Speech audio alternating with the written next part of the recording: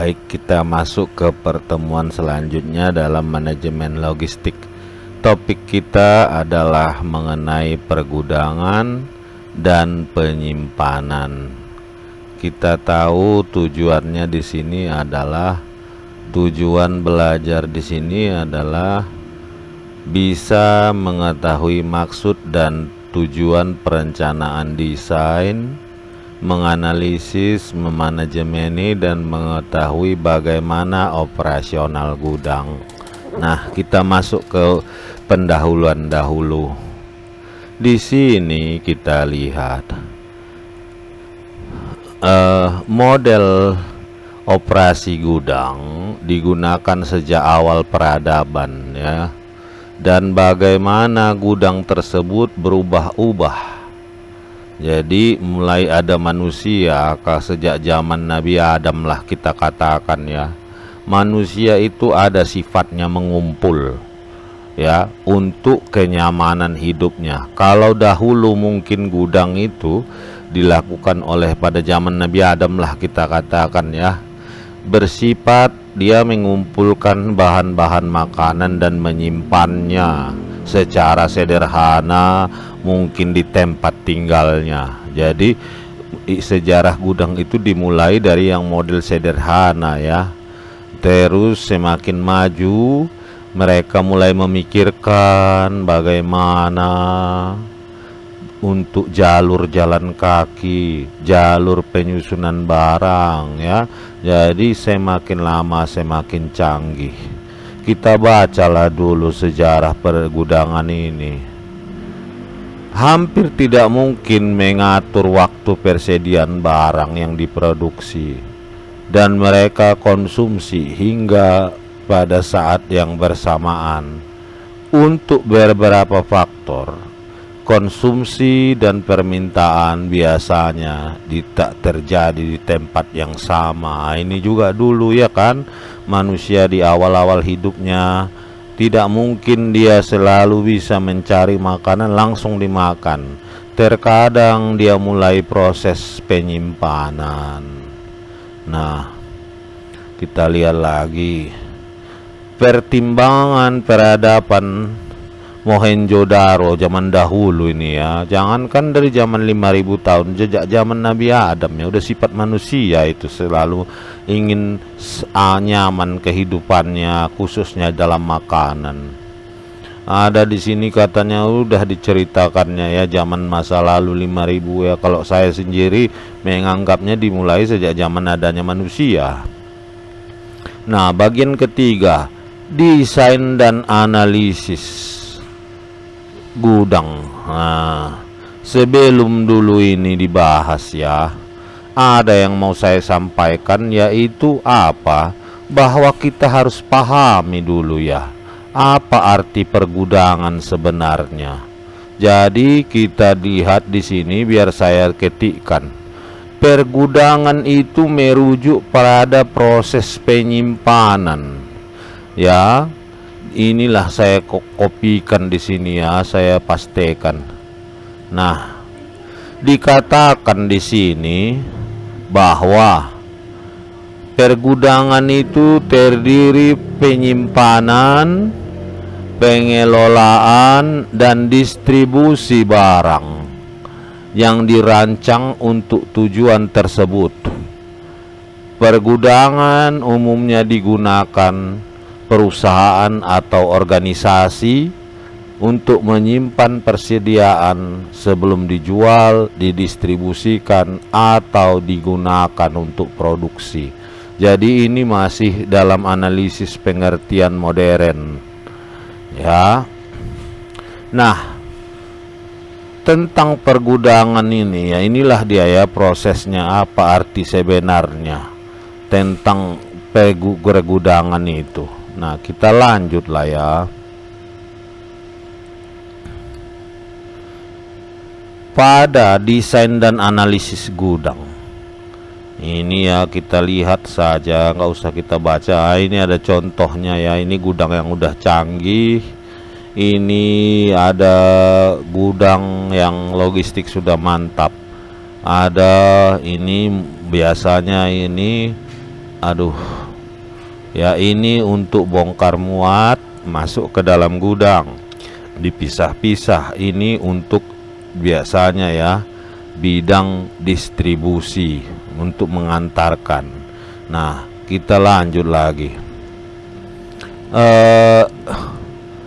Jumlah palet dan sebagainya itu secara teknis silahkan lah ya kalian cari, nanti kalian baca dockingnya macam mana ya. Nah, kemiringan itu banyak sekali. Nah, ini penyusunan. Nah, ini gudang yang canggih, kita lihat ya. Ini sudah raknya pun sudah bagus. Nah, ada lagi material handling dan sistem penyimpanan. Ada sistem penanganan material, ada orang atau peralatan, ada barang untuk orang, tergantung sejauh mana terlibat dalam pengambilan yang gudang yang tidak otomatis, semi otomatis. Nah, itu mah jadi ada 3 katanya jenis gudang itu ya.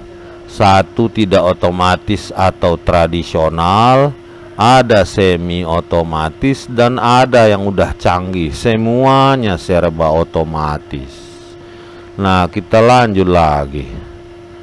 Nah, di sini orang Eropa dan Jepang cenderung memiliki lebih banyak otomatisasi. Ya, betul.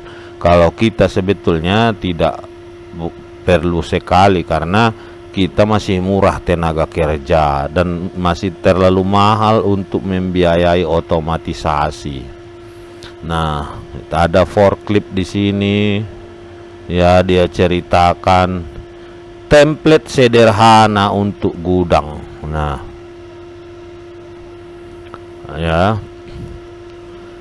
ada di sini templatenya. Yang pasti di gudang itu harus dipikirkan bagaimana akses, mau menumpuk barang ataupun mengambil barang, itu yang harus dipertimbangkan kalau menurut saya. Ya, sebaik manapun disusun, kalau aksesnya susah, agak sulit, agak lagi lambat dia. Nah, ini contohnya anggota ya. Ini contohnya desain gudang, penyimpanan, perutean. Nah, ini dia kebijakan perjalanan. Nah, ini kan kita lihat ada di sini apa namanya ini, ekskavator atau apa ini ya, untuk mengambil alat-alat atau mengangkat barang. Nah, ini juga penyusunan, tunneling. Nah, ya, ada sistem dia bikin kayak tunnel ya, tunnel itu terowongan. Model tingkat lanjut desain gudang. Nah, desain gudang semakin canggih dia. Ada shipping, ada cross docking, flow, akhirnya ke shipping. Jadi kita lihat di sini, ini dia semakin canggih. Nah, sebelum kita lanjutkan lagi itu, kita perlu tahu bagaimanalah secara sederhana kita lihat perubahan sistem pergudangan. Pertama, kita lihat di sini ada yang disebut dengan pergudangan tradisional. Nah, ini artinya kita masih menggunakan manual dan sederhana. Kedua, muncullah dia mekanisasi. Dan muncullah apa yang disebut dengan forklift. Ketiga, di sini ada muncul apa yang disebut dengan sistem rak, rak palet. Palet itu apa ya? Kalau saya gambarkan kayak gini dia. Ini cap, ini segi 4. Nah, barang diletakkan di sini. Inilah barangnya. Nah, di segi 4 ini ada bolong. Jadi nanti forklift itu bisa menyucuk ini supaya bisa diangkat ke atas. Itulah palet. ya, ada yang seperti dari kayu, ada juga yang dari canggih dibuat. Nah, kita lanjut. Baru semakin canggih setelah ada rak palet, ada lagi sistem penggunaan dengan menggunakan teknologi. Ya, di sini kalau kita lihat ada namanya itu, kalau kita lihat gudang-gudang canggih itu tak perlu lagi dia di stok opnam, cukup ditembak saja gun dia, ya. Dia sudah memiliki barcode setiap barang itu, jadi cepat. Dan terakhir ada sistem yang penggunaannya semakin canggih, yaitu otomatisasi dan robotika. Ya, robotika. Jadi semakin banyak digunakan gudang-gudang yang menggunakan robot. Dan terakhir ini yang muncul sekarang ini adalah pergudangan cerdas. Nah, ini kalau kalian tahu ya, dan digitalisasi semua sudah apa dia ya, kalau istilah sekarang smart, smart warehouse. Dia sudah mantap semuanya, udah menggunakan Internet of Things, udah menggunakan teknologi canggih. Itulah kalau kita lihat yang sekarang. Lanjut lagi, sekarang evolusinya, kenapalah kalau kita lihat gudang itu berubah. Iya kan?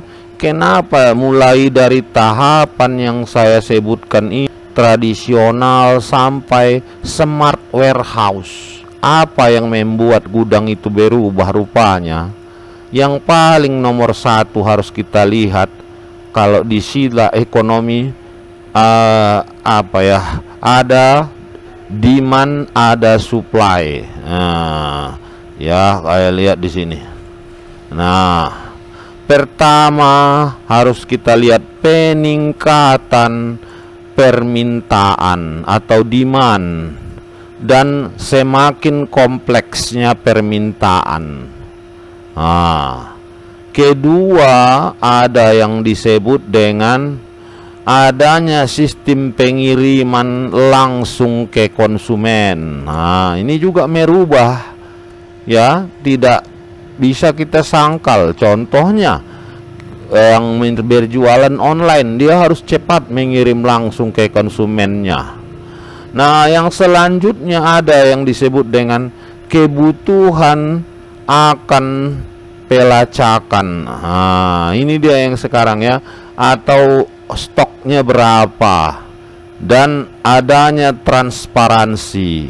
Ini juga perlu, ya. Jadi di sini semua tahu berapa tinggal barang di gudang, berapa kapan expirednya. Dan yang selanjutnya adalah faktor lingkungan dan sustainabilitas. Apa itu maksudnya? Lingkungan sekarang ini menjadi prioritas, keberlanjutan atau sustainabilitas juga mempengaruhi, ya. Contohnya di sini ada pergudangan yang cerdas atau smart warehousing. Itu semakin canggih sekarang ini, ya. Jadi dia tidak merusak ataupun sampah-sampah, hasilnya dia bisa menjaga lingkungan. Nah, setelah kita tahu sejarah perubahannya, kita tahu ada dalam industri jenis-jenis gudang.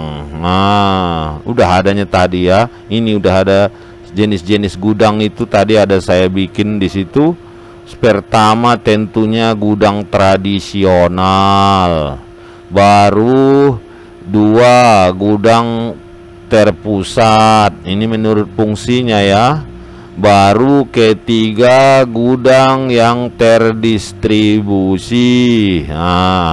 Ya kan? Jadi dia untuk mendistribusikan. Baru ada juga jenis gudang untuk cold storage. Ini juga ada jenis gudang, dia harus tetap dingin. Ada juga sekarang yang udah canggih gudang yang khusus e-commerce. Maksudnya apa? Gudang yang didedikasikan khusus untuk operasi perdagangan elektronik. Nah, ini sekarang banyak kita lihat. Ya, banyak kita lihat itu sekarang di YouTube begitu ya. Nah, sekarang apa sebetulnya yang menyusun tata letak dalam pergudangan? Nah, kita lihat tata letak dalam pergudangan ini dipengaruhi oleh satu, umpamanya itu yang utama adalah penggunaan ruang. Nah, bagaimana ruangan yang ada bisa pas. Nah, kedua mengenai aliran ini yang tadi saya bilang, aliran barang. Nah, ini jalannya barang itu macam mana, harus dia optimal, jangan terlalu banyak barang sehingga susah mengambilnya. Yang ketiga juga harus dipikirkan adanya ketersediaan dan aksesibilitas barang tersebut. Ini juga perlu. Keempat, kita lihat adanya aliran barang, adanya juga penting keamanan. Nah, ini penting juga. Jangan kita buat gudang yang bisa membuat barang-barang di gudang tersebut busuk. Nah, jadi jangan dikira keamanan itu hanya dari pencuri, bukan. Keamanan yang di stok, umpamanya barang-barang yang ada kadaluarsanya itu juga harus disusun dengan jelas. Nah, ada juga di penyebab jenis tata letak itu dipengaruhi oleh teknologi. Ya, teknologi itu mempengaruhi sangat banyak. Ya, itulah tata letak dalam pergudangan. Ya, selanjutnya silahkan kalian kerjakan ini latihannya ya. Ada di sini latihan soal ya, tak usah dikumpul, cuman kalian kerjakan saja. Demikianlah, mudah-mudahan bermanfaat apa yang saya sampaikan. Terima kasih.